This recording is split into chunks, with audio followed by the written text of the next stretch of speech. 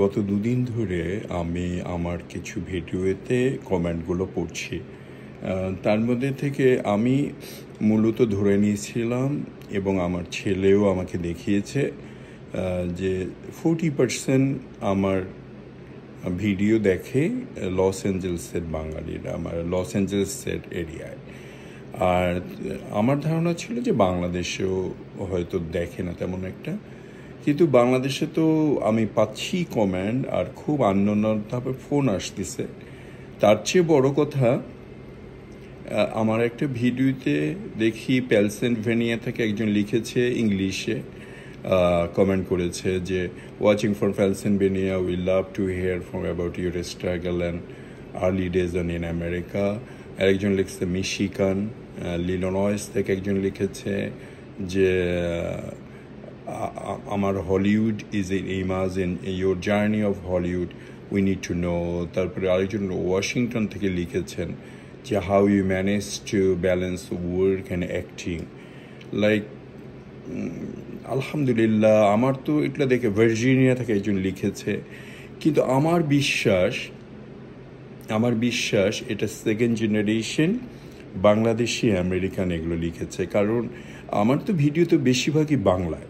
আর তার মধ্যে ইউটিউবে হ্যালো ফ্রম নিউ ইয়র্ক, আমি একজন লিখছে hello from New York, the story your inspirational story we need to know about you and Hollywood, your first role in Hollywood. তো এগুলো অনেকগুলো। আর একটাতে দেখলাম নর্থ ক্যানাডা থেকে লিখেছে, তা আমি খুব খুব খুব খুশি। তা আপনারা ভাববেন যে দূর বেটা তোরে কমেন্ট দিছে এই জন্য তুই খুশি হয়েছিস, সেটা না, আসলে সত্যি না। কমেন্ট দিচ্ছে এই জন্য আমি খুশি হইনি। আমার অল ওভার আমেরিকা থেকে ইংলিশে কমেন্ট করতেছে এটাও না। আমার মনে হয় এদের ব্যাকগ্রাউন্ড হচ্ছে বাংলাদেশি আমেরিকান, হয়তো সেকেন্ড জেনারেশন, হয়তো এখানে জন্ম নিছে কিংবা এখানে খুব ছোটোবেলায় এসছে। তা যেহেতু আমি ক্যালিফোর্নিয়ায় থাকি আর সবসময় বলি খাজা মর্তুজ ফ্রম ক্যালিফোর্নিয়া, হয়তো গুগল করছে আমার নাম, তারপরে হয়তো একটা ভিডিও হয়তো দেখেছে। তো আমি খুশি যে আমাদের নেক্সট জেনারেশনরা এগিয়ে এসছে, ওদের আগ্রহ হলিউডের মুভির জন্য, বা আমি হলিউডে থাকি বা কী অবস্থা থাকি, কী কাজ করছি, এটার চেয়ে ওদের আমার প্রতি একটা কনফিডেন্ট, আমার জন্য আমার কাছে একটা আস্থা, জানার একটা প্রয়াস, আর হয়তো নিজেদেরও ইচ্ছা করছে। সেক্ষেত্রে একটা আপনাদেরকে গল্প বলি। একটা ছেলে বাংলাদেশি, আর আমার মনে হয় না, ওর জন্ম ইটালিতে, ওর বাবা মা ইটালিতে থাকে, বাংলাদেশি। আর ওর এখানে ফ্লাইট ইঞ্জিনিয়ারিং বা কি জানি একটা ওই ফ্লাইট রিলেটেড বা কি সেটাকে ওটা বলে, বোয়িংয়ের উপরে পড়াশোনা করছে, বাট এই ধরনের একটা পড়াশোনা করছে, এক্স্যাক্টলি বলতে পারবো না, যদিও অনেক বছর ধরে চিনি, আমার বন্ধুই বলা যেতে পারে। তো ওর নাম হচ্ছে তানভীর। তো ওকে আমি শিশির বলে ডাকি, আর ও আমাকে সন্টুদা বলে ডাকে। তো ওর খুব ইচ্ছে ছিল যে হলিউডে কাজ করবে। তবে ওর একটা ধারণা ছিল, যদিও গ্রো আপ বিদেশে বা বাংলাদেশের, ওর একটা ধারণা যে আমি ওকে হয়তো হলিউডে ঢুকায় দিতে পারবো, বা কোনো মুভিতে বা টিভিতে বা যে কোনো একটা কাজ করায় মানে কোথাও একটা ইনভলভ করায় দিতে পারবো। কিন্তু আসলে সত্যি কথা হচ্ছে যে ও অনেক দিন বলার পর আমি নিজেও বুঝতে পারতেছিলাম না যে ওকে যদি হেল্প করতে চাই কোত্থেকে করব। তো তারপরে ও এক সময় একটু মনক্ষুণ্ণই হয়ে যায়, পরে বাস্তবতার খাতিরে এখন হয়তো নিউপোর্ট বিচে থাকে, এতটুকুই জানি। ওইভাবে যোগাযোগ নাই, তবে অল্প স্বল্প মাঝে মাঝে কল করে সন্টুদা করে। তো আমি যখন ওকে, আপনারা যারা বাংলাদেশি বা সেকেন্ড জেনারেশন, কারণ আপনাদের মেসেজগুলো দেখলাম সব ইংলিশে, বাংলায় না, তা হয়তো আপনারা বাংলা লিখতে পারেন না বা পড়তে পারেন না, কিংবা ইংলিশে মেসেজ দিচ্ছেন, কিন্তু আমার মনে হয় যে আপনারা আমাদের দেশের বাংলাদেশের বংশোদ্ভূত। তো আপনারা যারা বাংলা বুঝেন না তারা এটাকে ইংলিশ করে শুনে নেবেন। আর আমি এটা সত্যি বলছি যে দেখি এটাকে মেপেটোলিজম যেটা বলে আর কি। আপনারা যদি আমার নিজেরও ছেলে হন, ভাতিজা হন, ভাগিনা হন, হলিউড, ক্যালিফোর্নিয়া, আমেরিকা এমন একটা জায়গা, এখানে কেউ কাউকে ওইভাবে কিছু করতে পারে না। আর ইনভলভ আপনি তো নিজেই করতে পারবেন যেভাবে আমি করেছি।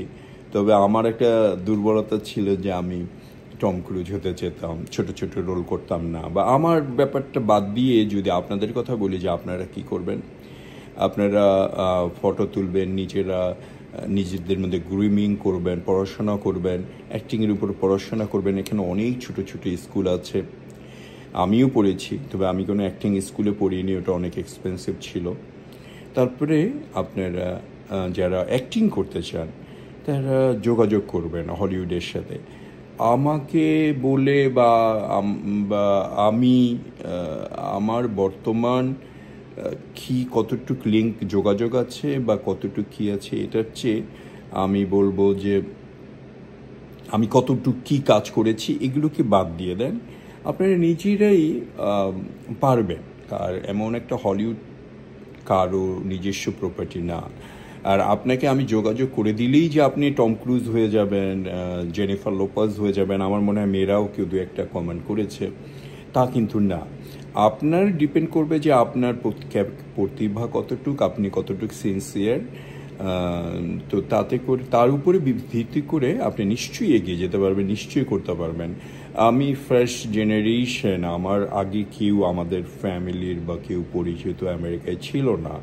ইভেন দো বাঙালিও খুব কম ছিল, 31 বছর আগে এসছি। তো সেক্ষেত্রে আমি যতটুকু আগাইছি আমার মনে হয় না যে আপনারা পারবেন না। একটা ইম্পর্টেন্ট ফোন আসছে, ফোনটা নিয়ে আবার কথা বলি। যাই হোক, কোথায় ছিলাম জানি না, ভুলে গেছি, মাঝখানে ফোন এসছিল। তো আপনারা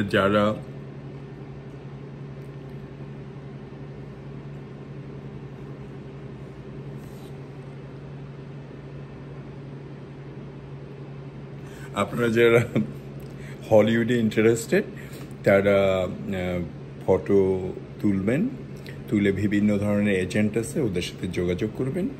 ওরা আপনাদেরকে ইন্টারভিউ নেবে, অডিশন নেবে। আর স্পেসিফিক কতগুলো ক্যারেক্টারের জন্য ওরা কত লোক খোঁজে। আর এমনি অযথাভাবে এই যে মুভি ইন্ডাস্ট্রিতে ঢোকার জন্য ছোট ছোট ক্যারেক্টার করা বা যেটা দিবে সেটাই নেওয়া বা এক্সট্রা চরিত্রে অভিনয় করার মধ্যে আমার মনে হয় না কোনো বাহুলতা, কোনো বাহাদুরি আছে। যারা অভিনয় করতে চান, যদি অভিনয় করতে চান, তারাও মঞ্চেও করতে যাবেন। আমাদের বাংলাদেশি একজন মহিলাকে আমি চিনি, নায়লা আজাদ, উনি সান্তা মনিকা কলেজে অ্যাক্টিংয়ের উপর পড়াশোনা করাইতেন। আমার সম্ভবত ইউসিএলএ থেকে পিএইচডি করেছেন যদি ভুল না বলি। উনি মঞ্চে করতো।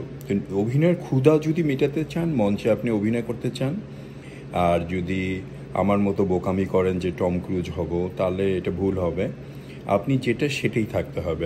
আমি দেখতে বাঙালি, আমি আবুল বাবুল করিম, আবদুল্লাহ, এটা সেটা, এগুলো চরিত্রেও হয়তো আমাকে ভালো মানত। হয়তো বাংলাদেশে করতে পারতাম কোনো কীর্তন খোলা বা কোনো নুরুল দিনের সারা জীবন।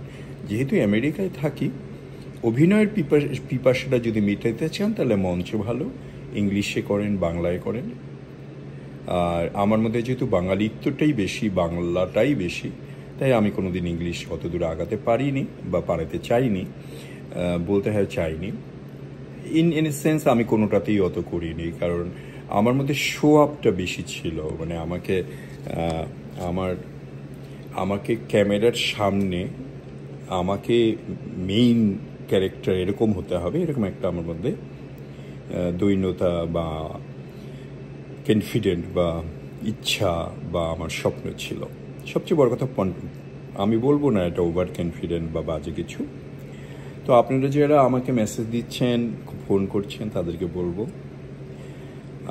আল্লাহ আপনাদের আশা পূরণ করুক। সবসময় চেষ্টা করে যাবেন, আমি তো আজও চেষ্টা করছি, কিন্তু ওই যে দৌড়ায় চলে যাব, তারপরে একটা মুভিতে কিছু বোঝাই যাবে না, ওরকম ওরকম কিছু আমি করবো না, এখনও কোনো দিন করিনি, 30 বছর করিনি, কালকেও করিনি, আজকেও করিনি, ভবিষ্যতেও করব না। কিন্তু আপনারা যারা হলিউডের সাথে জড়িত হতে চাচ্ছেন তারা নিজেদের পলিশ করেন, নিজেদের প্রতিভাটাকে বের করে আনার চেষ্টা করেন, গ্রুমিং করেন নিজে নিজে, তারপরে নিশ্চয়ই আমি কেন, কেউ না কেউ কোনো না কোনোভাবে আপনাদেরকে সহযোগিতা করবে। আর আমার সম্পর্কে যদি জানতে চান, আমার তো 99 ভিডিওই আমার সম্পর্কে। সো ভিডিওগুলো দেখেন, এমন কিছু না হলেও আমি আমার কাছে সুপারস্টার, আপনিও সুপারস্টার। যে যার যেখানে যেভাবেই থাকেন আমরা সবাই সুপারস্টার। একটা মুদি দোকানওয়ালাও সুপারস্টার হতে পারে, আর আমরা যারা এখানে second generation third class citizen, but আমরা নিজেদের কাছে সুপারস্টার। তো সবাই ভালো থাকুন, সুস্থ থাকুন। আমার যারা কমেন্ট করেছেন তাদেরকে অসংখ্য অসংখ্য ধন্যবাদ। অহংকার করছি না, ফুটানি করছি না। আমি খুশি আপনাদের জন্য যে আপনাদের স্বপ্ন আছে, আর আমার স্বপ্ন স্কাই দ্য লিমিট। থ্যাংক